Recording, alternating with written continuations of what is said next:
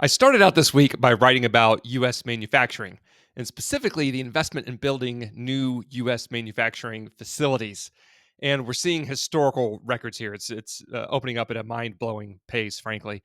It's a chart, one of the strangest charts that I've shown, where you look through the past 65 years and you see, some oscillation, some variability in investment.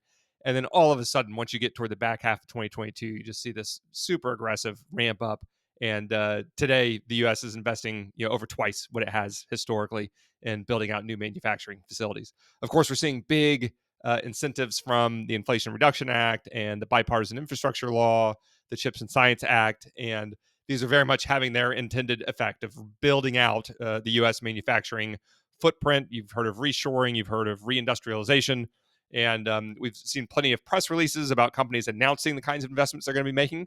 And now these investments are really materializing in the macroeconomic data that's available. So, a really interesting look on that one. My next post was about oilfield services. And now we've gotten some good 24 2Q results from some of the bigger oilfield services players. And what we're seeing is a widening of this split that we all know about between the North America market and the market in the rest of the world. And for Schlumberger, Halliburton, Baker Hughes, Weatherford, all four of these companies have seen revenue decline in North America year over year, whereas all of them in almost every single region around the world are seeing revenue grow year over year. It's a bit different. We see different areas of strength in different regions globally for these companies. But what we see and what's really important to understand is just the complete decoupling in the cycles that we see activity wise in North America versus the rest of the world. All four of these companies are acknowledging this. They're talking about it. It really is important that in order to achieve growth, these companies are pivoting pretty aggressively toward offshore, toward international. That pivot has been underway for a while. They've been really leaning into it. And in 2Q, if anything, we've just seen a strengthening of that dichotomy that exists in the market.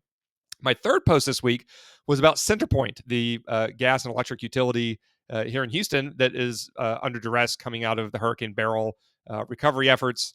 And what I wrote about was how much is CenterPoint reinvesting in its business? We just got new earnings results from them. They talked about the 1.6 and 1.8 billion dollars of storm damage and how they're going to try to recoup some of that. And then there's just a broader question: okay, how much is CenterPoint really investing back into their business? And what I've shown here in recently is for every dollar that CenterPoint has invested in maintaining its asset base, it has spent an additional $1.50 in growing its asset base. And that's happening because Houston, on the whole, is growing. Population is growing, industrial activity is growing. Just anecdotally, even on Friday morning, we got news and Chevron's announcement they're moving their corporate headquarters to Houston. So Houston is seeing a lot of growth in a lot of different ways, and CenterPoint is investing in order to meet that growth. And so that part is interesting to see. It's interesting to see that there's been a real ramp in CenterPoint's growth, even just over the past 2 to 3 years. If you go back to 2018, 2019, you see growth investment is relatively small compared to the investments they need to make, which is maintaining their asset base. So now they're making those asset base maintenance investments and more than doubling those in terms of what they're throwing at the growth side as well. So it does not mean that the maintenance investments are steered exactly the way they need to be. It doesn't mean there aren't improvements to make around how to improve the quality and the performance of the existing asset base while still growing on top of it. All those are still open questions that absolutely need to be pursued and ultimately resolved. It is interesting to see, though, on an aggregate basis, CenterPoint, like the rest of the utility sector across the U.S., is investing aggressively, both in maintaining the asset base and growing it, knowing the way that load growth, particularly on the electricity side, is going to increase from here. Every week, every weekend, I send out a free weekly newsletter.